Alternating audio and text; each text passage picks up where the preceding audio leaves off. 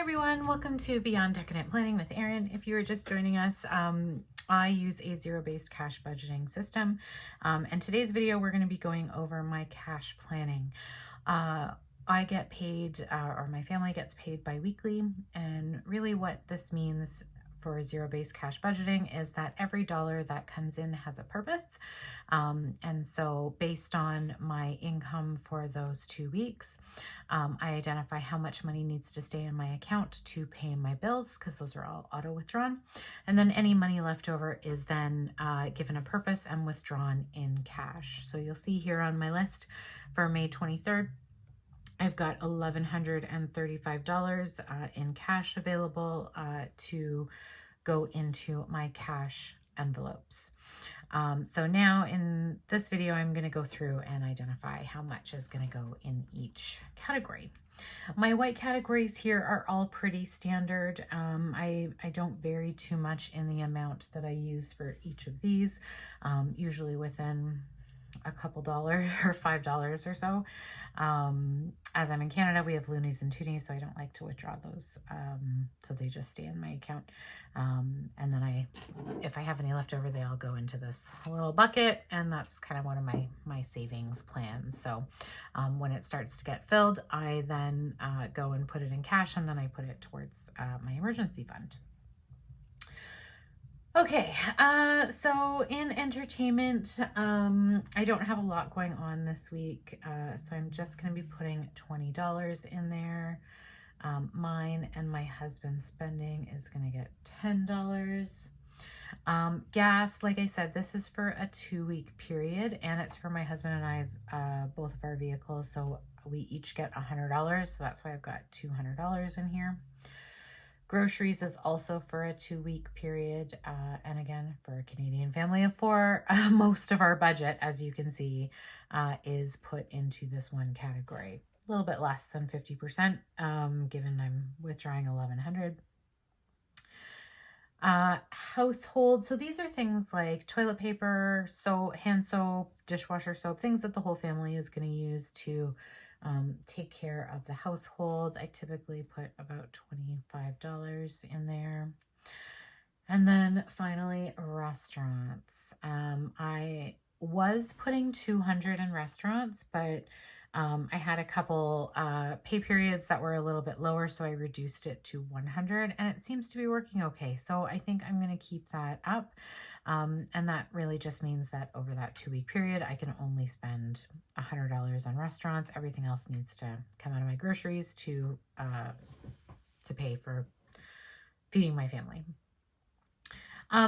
This section over here is really to help me identify all the denominations that I'm going to withdraw from the bank. And so, what I use is down here for the teller. So I know that like overall I'm withdrawing $1,135. I need this many 5s, which is this amount of money, this many 10s, this amount of money, and so on. So I'm just going to quickly identify all of the denominations now. You'll see some weird ones. So like, for example, this is $200. I could easily just do 2 100s, but like I said, it's for 2 weeks. Sometimes I just want to top up my car, so I just go in and give them $50 at a time. So I do like to have $50 rather than 100. It's very rare, and gas is actually at a good price right now where I need the full $100 to fill my tank. And then my husband also gets $100 of that. So again, it has to be evenly split. Same with groceries. These are going to be 4 100s and 2 50s. Again, this is a 2-week period. So I do 250 for 1 week and 250 for the next week. This one is nice and simple. And then I think I'm going to do 5 20s for restaurant this time.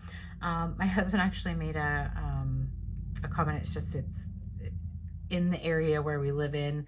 Some restaurants you have to go get a manager to verify that any bills over $20, and so just to save time, we're bringing it down to $20, but 5 of them. Beauty, I am getting my hair cut in the next month or so. I'm supposed to be putting in $25 each pay because it takes about $100 to get my hair cut between paying the stylist and then the tip. So I'm gonna put, but I missed because my pays have been a little bit lower. I have missed putting it in, so I am gonna put a $50 in there this week. Just because, like I said, I want to make sure I have enough to cover my haircut when it comes up. The other ones that I want to make that I have specific amounts I want to cover is I want to put $50 in medical. So even though I'm in Canada, I don't have to pay for hospital visits or anything like that, but I do have to pay for prescription medications as well as like paramedical things. Just for example, like massages, they're under my benefits plan. I get them. But I may have to pay $5 because my benefits only covers like a portion of that kind of thing. So I like to have an amount in there regularly. Subscriptions is the other one. I always need to make sure that I am putting in $100 a month. So every pay I need to put in 50. And that's really for my monthly bills. So I think it's about $60 in monthly payments for subscription. So that is all withdrawn from my credit card. So what I do is I'll withdraw $60 each month and put it on my credit card so that I don't have to pay any extra fees. It's really like a money in, money out kind of thing. And then the other $40 per month is for my annual payments. So I do have some of my payments that are annual. And so I did a calculation to figure out how much that is. And then I'm going to be putting in $50 in emergency. And again, that's when I try and do every single time, at least something.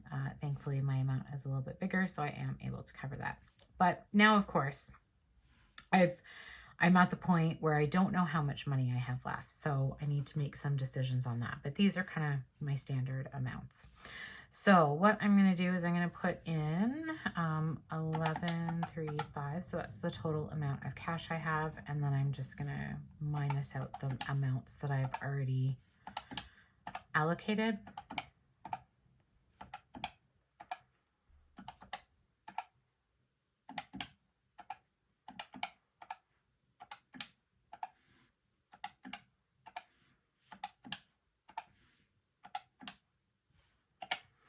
So I've got $70 left, which is not a whole lot of money. So I'm just thinking other areas that I would like to put in larger amounts is car maintenance. I'd like to put in $20. So that leaves me with $50. And lacrosse is coming to an end. So my kids are heavily into lacrosse in the spring, but they do have some tournaments coming up. Thankfully, they're all local, but I just want to pad that amount a little bit. And so that leaves me with $30. So I think I'm going to just do fives in a few places. So like, let's go through this one. So hair, I identified. Clothing. I've got $55, but I think I'm going to add in a $5. Oh no. Now I've lost track. Shoot. You guys are all probably like, why would you do that? Anyway, so 20 plus 10 plus 200, 500.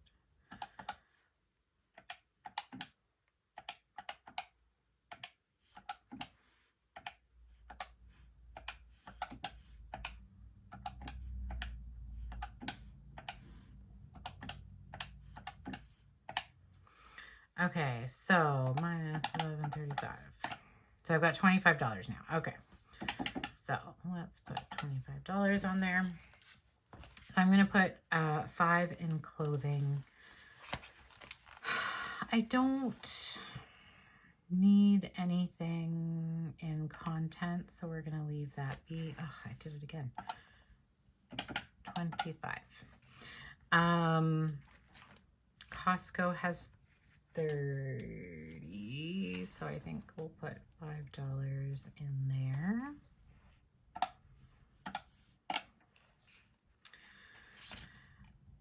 Gifts has 100. So I think we're okay. I did that. School has 195. We're good there. Sports I've already done. And then subscriptions. We are good with that one. Okay. So, I don't think I need anything in this one. Oh, here's my husband's spending envelope. Anniversary, our anniversary is in December. 125 is fine. Birthdays, 150 is fine. Canada Day, we have 95. Yeah, I've got time for that. Christmas is 40. I am going to have to start really saving soon for that. Easter just happened, so we're okay. And then Halloween, we've got 75. So we've got lots of time for that one. So I'm going to focus on some of my longer term books. So I already identified car maintenance and emergency. Furniture.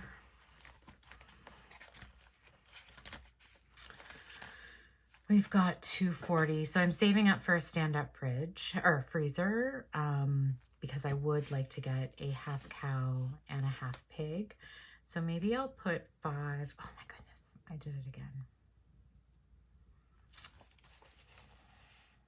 I think we were at 20. Yes, we were at 20. But I'm going to put 5 in each of these. So in furniture, half cow, half pig. So that's minus 15. So I've got $5 left.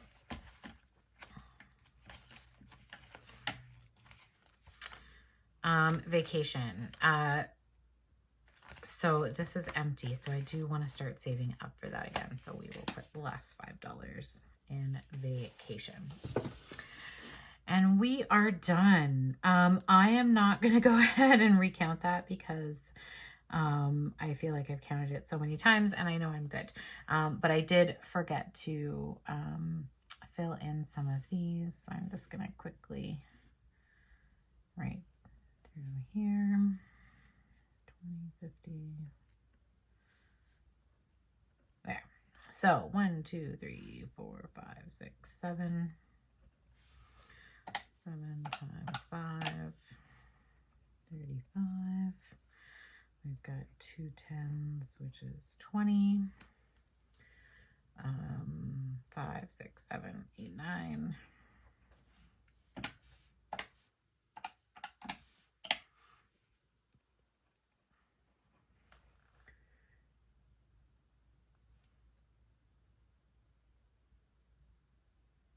Wait a second. I did 50, not 9 times 20. Oh man, it's been one of those days. 180.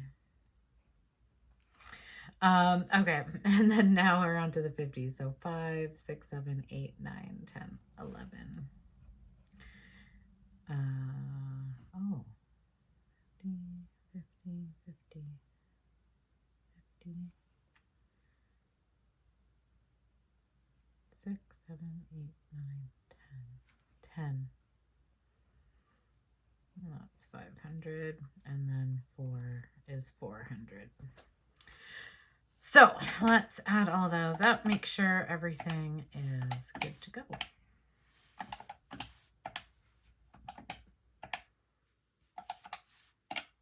And there we go, 1135. So that is it. So that is my process for determining all of my cash stuffing or cash planning.